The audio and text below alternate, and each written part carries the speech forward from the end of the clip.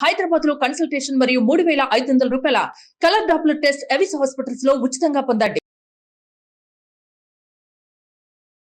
నమస్తే రమగారు. నమస్తే జయ. రమగారు, ఏదైనా జానపద గాథ చెప్తారా? చెప్తాం. పూర్వం ఒక రాజుగారికి 2 భార్యలు ఉండేవారట, పెద్దరాణి చిన్నరాణి. పిల్లలు లేరు వాళ్ళకి. అయితే ఏమైందట, పెద్దరాణి బాగానే ఏదో అన్యోన్యంగా ఉండేవాళ్ళు. ఒకనాడు ఒక సన్యాసి భిక్షకు వచ్చాడట. భిక్షకు వస్తే ఆవిడ కొంచెం దీనంగా, చిన్నరాణి వాకిట్లో నుంచున్నాడు ఆయన. ఆవిడ కాస్త దీనంగా ఉండి ఇది వేయటానికి వచ్చింది, భిక్ష వేయడానికి వస్తే ఆయన ఎంతమంది పిల్లలమ్మా నీకు అన్నట్ట. ఆవిడ బికమొహం వేసి, పిల్లలు కలగలేదండి నాకు. మా పిల్లలు లేని వాళ్ళ చేతి భిక్ష నేను తీసుకోను అన్నట్టు. అనేసరికి ఆవిడ ఏడ్చింది. ఎన్ని పూజలు చేసినా పిల్లలు పుట్టట్లేదండి అంటే, ఇప్పుడు ఆయన ఏమన్నాడంటే, సరే నువ్వు నన్ను అడిగావు కాబట్టి అని ఒక దానిమ్మ పండు చేతిలో పెట్టాడు. ఈ పండు రసం తీసుకుతావు, నీకు సంతానం కలుగుతుంది. కాకపోతే ఆ పిల్లవాడికి వాడి ప్రాణం ఒక చేప మెడలో, చేపల గుండెలో ఉంటుంది. చేప అంతఃపురానికి ఎదురుగుండా ఉన్న చెరువులో ఒక బోలు చేప ఉంటుంది. ఆ బోలు చేప గుండెలో ఒక పెట్టె ఉంటుంది, ఆ పెట్టెలో ఒక మణిహారం ఉంటుంది. ఆ పిల్లవాడి ప్రాణాలు అందులో ఉంటాయి. చేపను రక్షించుకో, పిల్లాడు దినదిన ప్రవర్ధమానంగా పెరుగుతాడు నీకని చెప్పాడు.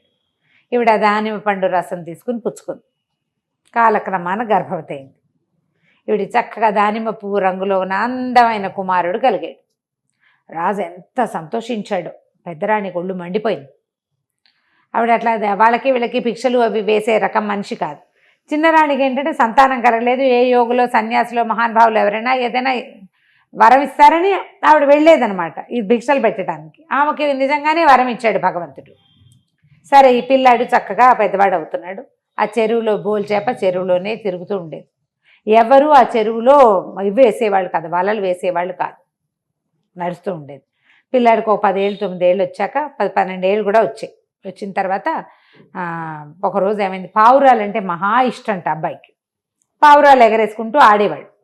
ఆడుతుంటే ఈ పావురం ఎగిరిపోయి పెద్దరాణి గారి అంతఃపురంలోకి పోయింది. ఈ పిల్లాడి పావురాయి కోసం ఆ పెద్దరాణి గారి ఇంట్లోకి, వాళ్ళ పెద్దమ్మ ఇంట్లోకి వెళ్ళాడు. వెళ్ళేసరికి ఆవిడేమంది, లేరా ఏమిటి నువ్వు ఏం చేస్తున్నావు, ఏం చదువుకుంటున్నావు, అవి ఇవి అడిగి, నీ ప్రాణ రహస్యం ఏమిటిరా, నీ ప్రాణాలు ఎక్కడున్నాయిరా అని అడిగింది. అడిగితే నాకు తెలియదు అన్నాడు. ఇంత అయ్యావు, నీ ప్రాణ రహస్యం నీకు తెలియదుట్రా అని కవ్వించింది. నీ ప్రాణం రహస్యం కనుక్కురా, నేను అడిగానని ఎవరికీ చెప్పకూడదు, అప్పుడు నీ పావురాలు నీకు ఇస్తానని. ఆ పావురాళ్ళు ఆ అంతఃపురంలోకి వెళ్ళినవి పెద్దవి. ఆ పిల్లవాడికి ఎంతో ఇష్టం. ఇంటికి వెళ్ళాక వాళ్ళ అమ్మని నా ప్రాణం ఎక్కడుంది ఏమిటి అని అడిగాడు. అడిగేసరికల్లా అప్పుడు ఆవిడ ఏం చెప్పింది, ఈ బోల్ చేపలో ఉంది అని చెప్పేసరికల్లా పిల్లాడు వెళ్ళి మరి వాళ్ళ పెద్దమ్మకి ఈ రహస్యం అంతా చెప్పి తన పావురాలు తెచ్చేసుకున్నాడు. ఈ పెద్దరాణి వెంటనే ఆలోచించింది, చేపను పట్టాలి ఎలాగైనా, ఈ పిల్లాడు తిరగకూడదు, చిన్నరాణి సంతోషంగా ఉండకూడదు. రాజుగారు కొడుకు పుట్టాడు కాబట్టి చిన్నరాణి ఎక్కువ ప్రేమగా చూస్తున్నాడు, నాతో బాగా ఉండట్లా. పిల్లలు లేరు కాబట్టి నాతో బాగా లేడు. ఆవిడ కొడుకు ముద్దు ముచ్చట్లు చూసుకోవడానికి, అమ్మ నాన్న కలిసి చూసుకోవడానికి ఎంతసేపు వాళ్ళ ఇంటికి వెళ్తున్నాడు. ఇవన్నీ ఆలోచించి ఏం చేసింది, కొన్ని ఎండు కట్టెలు అవి తెప్పించి, కొంచెం సన్నటివి పుల్లలు, ఎండు పుల్లలు తెప్పించి పరుపు కింద వేసుకుంది. దాని మీద పడుకుంది. ఆవిడ కదిలినప్పుడల్లా అవి పళక్కమంటూ ఉంటాయి, శబ్దం చేస్తాయి కదా. ఏదైనా చూడు ప్లాస్టిక్ కవర్ పెట్టుకుని దాని మీద పడుకున్నా అలా శబ్దం చేస్తుంది. విపరీతమైన తలకాయ నొప్పని, ఒళ్ళు నొప్పులని రాజు కబురు చేస్తుంది. మామూలుగా రోజువారీ ఆవిడతో బ్రహ్మాండంగా ఆయన ఉండట్లేదు కానీ వస్తూనే ఉంటాడు. అనారోగ్యం అనేసరికల్లా రాజవైద్యుడిని వెంబడి పెట్టుకొచ్చాడు. ఈవిడేం చేసింది, పెద్దరాణి ముందే రాజవైద్యుడితోటి లాలూచి పడింది. పడి వాడికి ఆయనకి తెలియజేసింది తన పరిస్థితి. సరే, ఇక్కడి నుంచి కదిలినప్పుడల్లా పళక్కమని శబ్దం వస్తుంటే భూమికలు విరిగిపోతున్నాయన్న సినిమా ఇచ్చింది ఆవిడ. అమ్మయ్యో నాయనో బాబోయ్ నా ఎముకలు విరిగిపోతున్నాయి రోయని కేకలు పెట్టేసరికి రాజుగారు ఆశ్చర్యపోయాడు.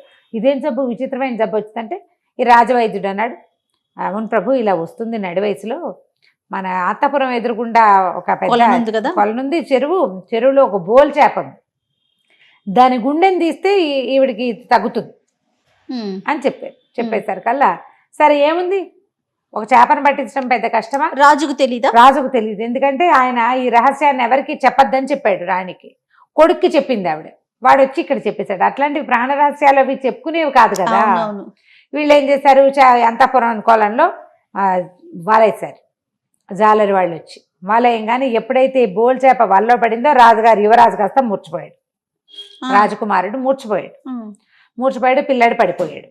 పడిపోయేసరికల్లా ఏదో అయ్యింది, పిల్లాడు ఎందుకో పడిపోయాడని ఆ పిల్లవాడిని తీసుకుని వాళ్ళు ఏదో వైద్యం చేయించడానికి చూస్తున్నారు. ఈ లోపల ఏమైంది, చేప కాస్త అంతఃపురంలోకి వెళ్ళిపోయింది, పెద్దరాణి అంతఃపురంలోకి. చేపను కోస్తేనే కదా మరి గుండె వస్తుంది బయటికి. చేప గుండే కదా వైద్యం. మరి మామూలుగానే కోస్తారు, అందులో పెద్ద విశేషమేం లేదు. ఎవ్వరికీ తెలియదు ఇది. ఓ చేప దాన్ని కోయటం అంతే. బోల్ చేపటి ఇంత ఉంటుంది అనమాట పెద్దగా.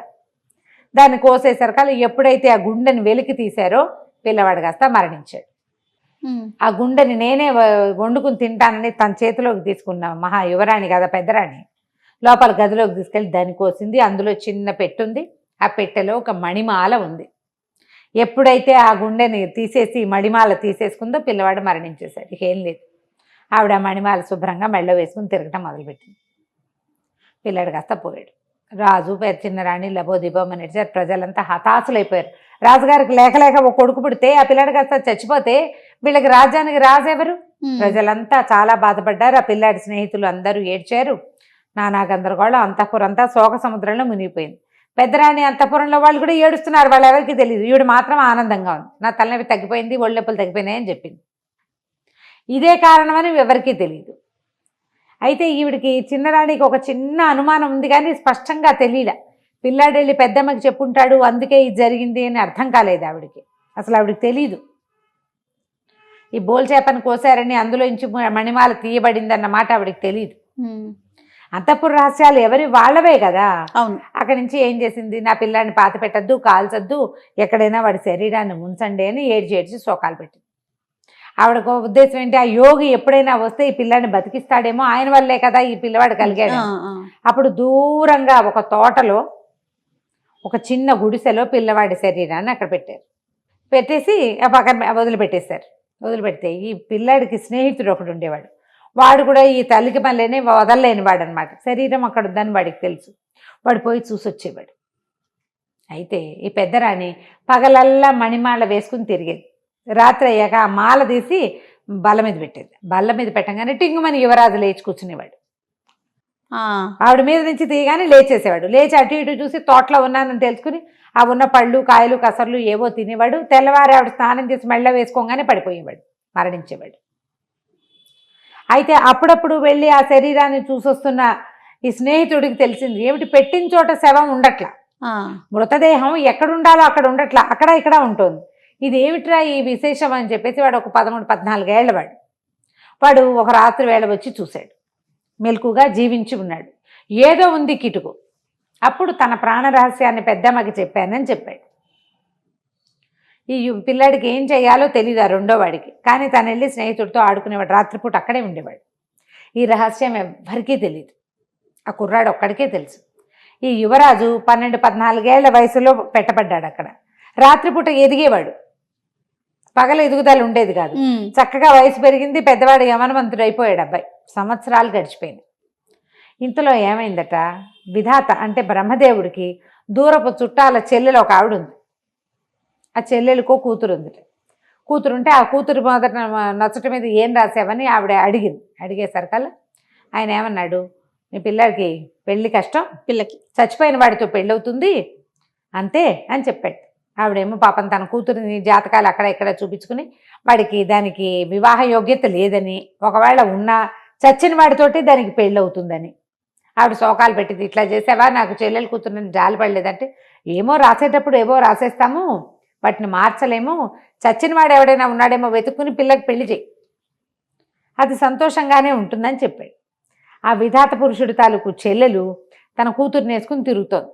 ఎక్కడైనా మరణించిన వాడు దొరుకుతాడేమో అని. ఈ తోట దగ్గరికి వచ్చింది. రాజకుమారుడు చనిపోయాడని తెలిసి అతని గురించి వాకప్ చేయడానికి ఆవిడ ఊళ్ళోకి వెళ్ళింది. ఈ పిల్లే గుడిసెలోకి వచ్చింది. వచ్చేసరికల్లా చీకటి పడేసరికల్లా యువరాజు లేచి కూర్చున్నాడు. కాస్త పెద్దవాడు, అప్పటికి వివాహ యోగ్యమైన వయసు వచ్చేసింది. ఆ పిల్ల కాస్త పెద్దదే. ఇద్దరు కలిసి అటు ఇటు తిరిగారు. వాళ్ళ స్నేహితుడు వచ్చాడు అదే సమయానికి. ఈ అమ్మాయిని చూసి సరే ఈ అమ్మాయికి ఇద్దరికి పెళ్లి చేసేసాడు. తెల్లారేసరికల్లా యువరాజు పడిపోయాడు. ఆ అమ్మాయికి అర్థం కాల. ఆ స్నేహితుడు ఏం చెప్పండి, నువ్వేం భయపడద్దు, పగళ్ళు మెలకుగా ఉండడు, రాత్రిళ్ళు మెలకుగా ఉంటాడు, వీడితో నువ్వు ఇలాగే ఉండాలని చెప్పాడు. ఆ తల్లి వెళ్ళిపోయింది. చచ్చిపోయిన వాడితో పెళ్ళయింది ఈ పిల్లకి. రోజు పోతాడు వాడు, చచ్చి బతుకుతూ ఉంటాడు. ఇలా చాన్నాళ్ళు గడిచిపోయినాయి. ఈ అమ్మాయికి కవల పిల్లలు పుట్టారు. పిల్లలు పుట్టాక సరే అమ్మాయి ఏమందంటే మన రాత మనమే మార్చుకోవాలి. ఇప్పుడు ఈ కుర్రాడు ఏం చేయలేడు, దాని స్నేహితుడు ఏం చేయలేడు, వాళ్ళ అమ్మాయి ఏం చేయలేదు. నేను ప్రయత్నం చేస్తానని ఆ పిల్లల్ని ఇద్దరిని వేసుకుని రాజా అంతఃపురాలకి వెళ్ళిపోయింది మారువేషం వేసుకుని. ఈ అమ్మాయి ఎవరో వాళ్ళకి తెలియదు. నేను చాలా అందంగా అలంకారాలు చేస్తాను, సుగంధ ద్రవ్యాలు చేయటం వచ్చు నాకని చిన్నరాణి దగ్గరికి వెళ్తే ఆవిడ ఏడ్చి సోకాలు పెట్టి, నాకు వద్దు, పిల్లాడు చనిపోయాక నేనేమీ చేసుకోవట్లేదు, నా జీవితం ఇలాగే అయిపోతుంది, నాకేం వద్దని అంటే సరే అక్కడి నుంచి పెద్దరాణి దగ్గరికి పంపించింది.